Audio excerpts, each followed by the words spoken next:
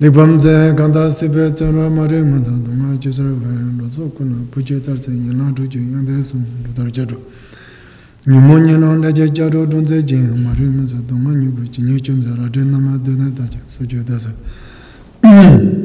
Yundeno Jose Tuko Juda Juda Junior Gendre The Lumas and Jambe Yana and the Omara Patana Omara Patana Omara Patana Omara Patana Omara Patana de Zedinji, General Vasarchi, and the Lutumum Barazame. Katandenji, you know, Tobaye, Lord Papa, no Atado, so Kanzetoran the Baham, Jumsen to Randana. Gumbon Jamia Denian, Kime Paran, Domara. Omniscient one, the Tathagata, the Buddha, who had the sort of a real understanding, complete knowledge, because Buddha was free of two forms of obscurations of the mind, obscuration of conceptual confusion and obscuration caused by emotional conflicts. And so since Buddha recognized things as they are, and Buddha was incomparable in that achievement in terms of level of knowledge that he was able to attain. Then the Buddha had said, excuse me. So first of all, we have to, we would have to say that somebody like the Buddha is worthy of sort of putting our trust in. So if somebody like the Buddha says something, then we have to take that kind of we have to take statements attributed to a person of such caliber. Then we would have to sort of take that seriously. We have to give we have to give credence to that. And that being the case, then Buddha himself said that everything that we experience in terms of our triple world system, then the Buddha said that everything that we experience about our world is dependent upon the mind. This is what Buddha himself had said. So that's one of the reasons why we have to think of the mind as being sort of primary and everything else as being secondary, rather than the other way around. Excuse me. For example, that our own mind is dependent on something else, that there is some greater principle or some deity which has a sort of a power over our own mind or our own mental condition. So that's one reason. And the other reason is, of course, there are many Mahayana literatures also that emphasize this point. So not only Buddha said that, but even in relation to the corpus of Buddhist teachings as contained in the Buddhist canon, in Mahayana sutras such as Lanka Avatara Sutra, Dashabhumi Sutra, Sutra.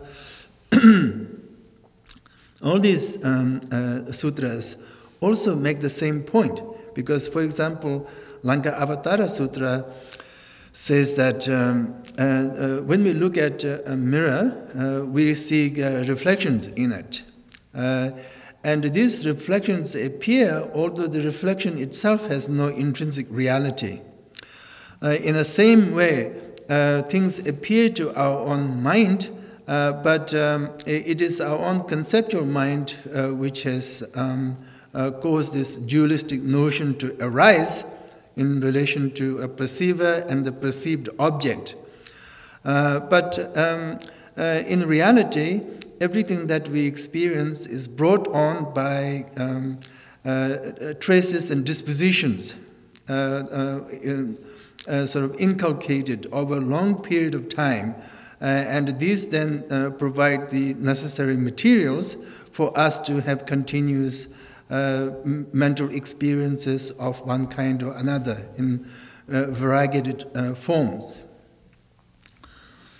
However, we do not, in our confusion, we do not realize that, and we think that there is something out there which is impacting on the mind, that then is the sort of main cause of various impressions created in the mind.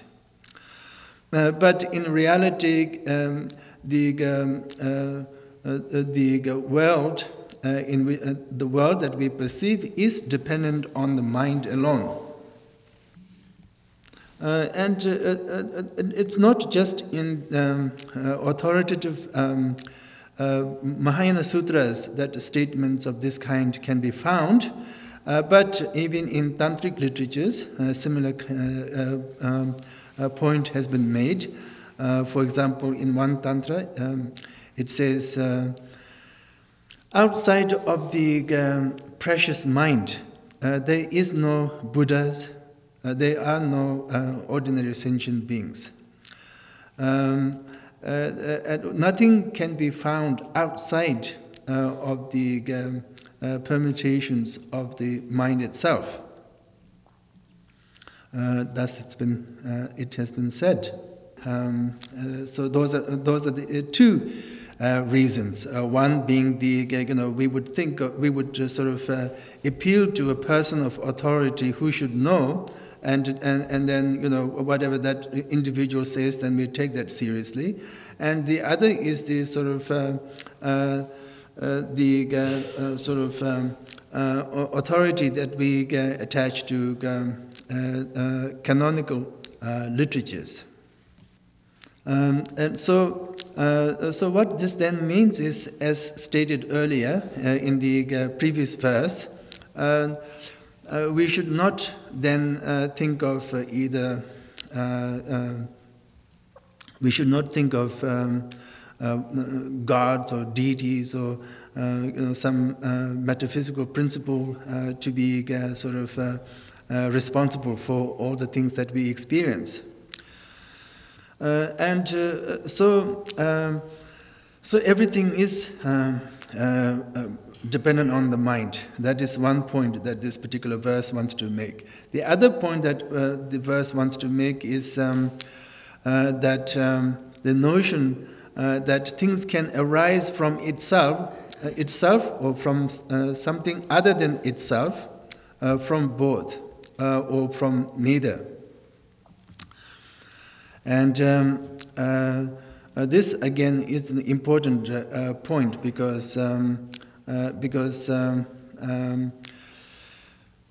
to think of any of these alternatives is to fall into erroneous way of seeing how the world arises and how the world functions in relation to the mind, and how the world and the mind also interact, and how they are related.